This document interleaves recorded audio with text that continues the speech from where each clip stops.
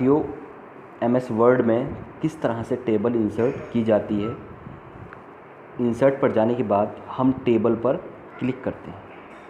अब टेबल पर क्लिक करने के बाद बाय डिफ़ॉल्ट 3x3 की हमारे पास एक टेबल इंसर्ट हो जाती है, जो हमें डिस्प्ले पर साफ नज़र आ रही है। यहाँ पर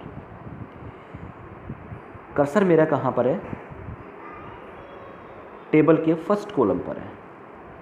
इसको थोड़ा मैं बताते हुए आपको, ये होते हैं हमारे कॉलम्स, और जो इस तरह से होती हैं वो होती हैं हमारी रोज़। तो टेबल जो होती है रोज़ और कॉलम में डिवाइड रहती है, और जो ऊपर एक रफ़ रो दिख रही है, इधर एक रफ़ कॉलम दिख रहा है, ये सपोर्टेड रोज़ और कॉलम हैं जो हमारी अभी हेल्प करेंगे। वो किस तरह से हेल्प करेंगे?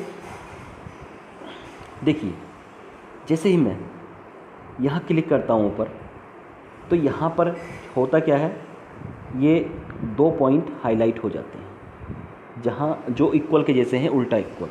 तो इससे होता क्या है, अगर हमने अपने टेबल के कॉलम को कम या ज़्यादा उसकी चौड़ाई को करना है, तो फिंगर की मदद से हम इसको अंदर की साइड इस तरह से ले सकते हैं, उसके साइज़ को छोटा या बड़ा कर सकते हैं आसानी से।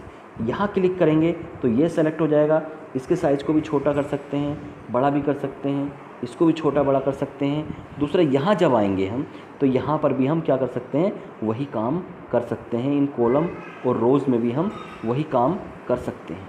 बहुत ही इम्पोर्टेंट। देखिए, अब इसमें और क्या क्या हो सकता है वो मैं आपको बताने जा रहा हूँ। अब मेरा कर्सर कहाँ है? यहाँ है, और नीचे क्या आ रहा है? इंसर्ट।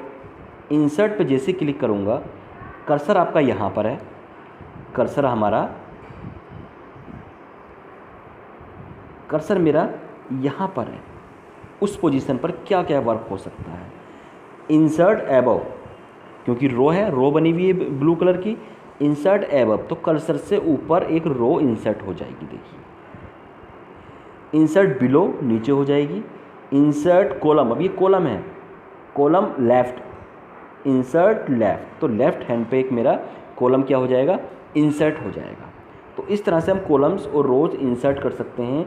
एक मेथड और है कॉलम और रो को इंसर्ट करने की, वो क्या है वो मैं आपको बता रहा हूँ कि जब हम यहाँ पर इस पोजीशन पर होते हैं, देखिए कर्सर मेरा कहाँ है?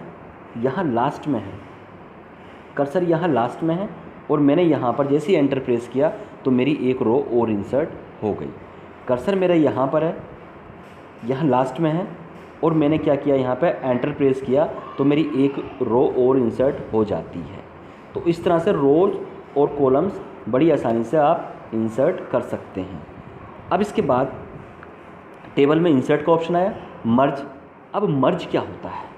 मुझे क्या करना है, इस जो ऊपर हेडिंग है, इस मैंने यहाँ पर इसको पूरे को यहाँ सेलेक्ट कर लिया, सेलेक्ट हुआ, मैंने मर्ज सेल कर दिया, तो मेरी पूरी जो ऊपर की हेडिंग है वो मर्ज हो गई। अब ये यहाँ पर मैं कोई भी नाम लिख सकता हूँ हेडिंग के रेस्पेक्ट में, पूरी हेडिंग बन जाएगी हमारी वो। उसके बाद आता है split cell. Split cell just इसके अपोजिट है। जैसे स्प्लिट सेल पे क्लिक करूँगा, एक सेल उसके अंदर स्प्लिट हो जाएगा, इंसर्ट हो जाएगा उस सेल की पोजीशन पर जहाँ पर मेरा कर्सर रखा हुआ है, और अंडू करूँगा तो वो देखिए हट जाएगा। तो इस तरह से हम क्या कर सकते हैं, रोज़ कॉलम्स के अंदर सेल्स को मर्ज कर सकते हैं, सेल्स को स्प्लिट कर सकते हैं। टेबल स्टाइल, टेबल स्टाइल में देखिए, हम जैसे ही पूरी टेबल को इस तरह से सेलेक्ट करते हैं, ये टेबल सेलेक्ट हुई। अब यहाँ पर टेबल स्टाइल्स हैं, बहुत सारी स्टाइल्स हैं। यहाँ पर आप कोई भी टेबल की स्टाइल ले सकते हैं, ऑटोमेटिक आपकी टेबल की स्टाइल क्या हो जाएगी, वही हो जाएगी जो आपने वहाँ से ली है। देन फिर यहाँ पर हम बैक करते हैं, अंडू करते हैं। अंडू करने के बाद नीचे शेडिंग के ऑप्शन है, हमें कुछ शेडिंग्स चाहिए, अलाइनमेंट चाहिए, रोटेशन चाहिए, ऑटो फिट टू कंटेंट्स। अभी बता रहा हूँ आपको मैं। देखो, मैंने यहाँ पर क्या लिखा, एक वर्ड लिखा, वो वर्ड मैंने ये लिखा, अभी मैं आपको बताता हूँ। मैंने लिख दिया यहाँ पर क्या, अफसर। देखिए इस तरह से ये लिखा। अब कर्सर आपका यहाँ पर है, और यहाँ पर ऑप्शन आ रहा है क्या, ऑटो फिट टू और एक है यहाँ पर क्या नीचे टेक्स्ट रोटेशन। तो टेक्स्ट रोटेशन पे मैं क्लिक करता हूँ तो मुझे अपनी हेडिंग अगर 90 डिग्री के रेस्पेक्ट में इस तरह से करनी है तो वो हेडिंग इस तरह से हो जाएगी। कभी कभी ऐसा होता है कि बहुत ज़्यादा कॉलम्स में हमें डार्क बनानी पड़ती है, तो कॉलम्स बहुत ज़्यादा होते हैं, जो हेडिंग में जो डाटा लिखा होता है, टेक्स्ट लिखा होता है, बहुत बड़ा बड़ा होता है, लेकिन उसकी जो डिटेल होती है नीचे वो मामूली सी डिजिट्स में होती है। तो हम उस टाइम पर हम इसको क्या कर सकते हैं, इसके रोटेशन को चेंज कर सकते हैं। ऑटो फिट पे जैसे मैं क्लिक करता हूँ तो होता क्या है, इसमें दो ऑप्शन है, ऑटो फिट टू विंडो, जो विंडो आ रही है, या ऑटो फिट टू कंटेंट्स। तो जैसे ही मैं ऑटो फिट टू कंटेंट्स करूँगा, देखिए क्या होता है, जो टेक्स्ट उसमें लिखा है ऑटोमेटिकली ऑटो फिट कर दिया उसने, उसी के हिसाब से जितना उसको स्पेस चाहिए उतना ही कॉलम की चौड़ाई को उसने ली। ऑटो फिट पे फिर गया मैं, ऑटो फिट टू विंडो किया तो मेरी विंडो के हिसाब से वो उसने क्या करा, उसको फिट कर दिया, जितना मेरा वर्किंग एरिया था उसने ऑटोमेटिकली क्या ले लिया, उसमें उसको ले लिया पूरे वर्किंग एरिया पे स्पेस को छोड़कर। तो इस तरह से हम ऑटो फिट कर सकते हैं। अब साइज पर जब जाएंगे तो सेल के साइज पूछ रहा है कि सेल की साइज़ हाइट चौड़ाई आपने कितनी कितनी चाहिए यहाँ पे। अब इसके बाद डिस्ट्रीब्यूट इवेंटली, देखो वेरी इंपॉर्टेंट, डिस्ट्रीब्यूट पे जैसे मैं क्लिक करूँगा देखो तो यहाँ पे आ रहा है डिस्ट्रीब्यूट रोज़ या कॉलम। अब होता क्या है डिस्ट्रीब्यूट रोज़ और कॉलम, मैं डिटेल से बता रहा हूँ, आप थोड़ा सा ध्यान से देखिएगा। डिस्ट्रीब्यूट रोज़ और कॉलम, यहाँ पर हमें दिख रहा है जो कॉलम है हमारा ज़्यादा चौड़ा है, यहाँ पे कम है।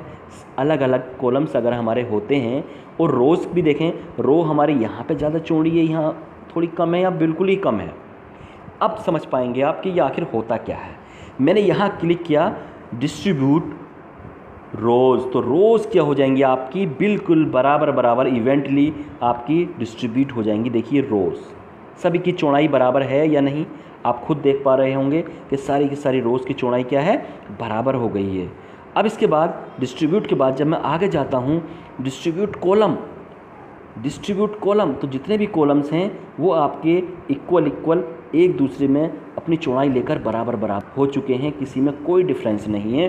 तो इस तरह से हम टेबल के अंदर कॉलम्स और रोज़ को इवेंटली डिस्ट्रीब्यूट कर सकते हैं रोज़ और कॉलम के रेस्पेक्ट में। तो टेबल में यहाँ तक ये हुआ। अब इसके बाद क्या आता है, टेबल के लगभग सारे ऑप्शन क्लियर हो चुके हैं साथियों।